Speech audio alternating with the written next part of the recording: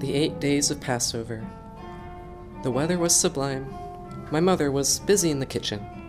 The synagogues were no longer open. People gathered in private homes. No need to provoke the Germans. Almost every rabbi's home became a house of prayer.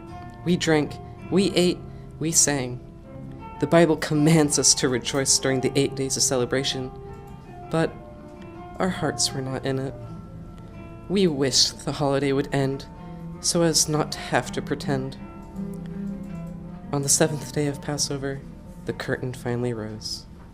The Germans arrested the leaders of the Jewish community. From that moment on, everything happened very quickly. The race toward death had begun.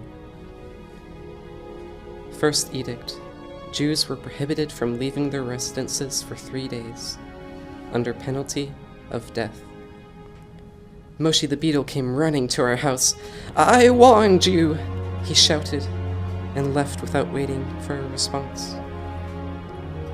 The same day, the Hungarian police burst into every Jewish home in town.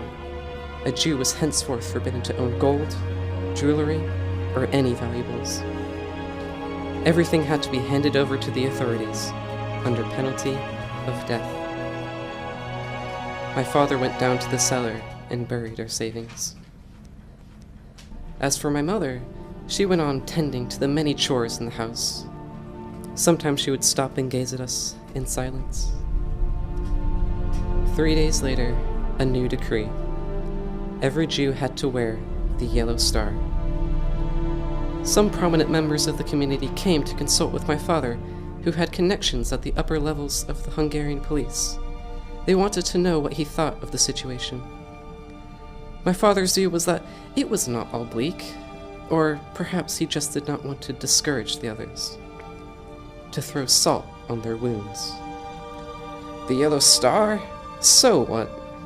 It's not lethal. Poor father! Of what then did you die? But new edicts were already being issued. We no longer had the right to frequent restaurants or cafes, to travel by rail, to attend synagogue, to be on the streets after 6 o'clock in the evening. Then came the ghettos.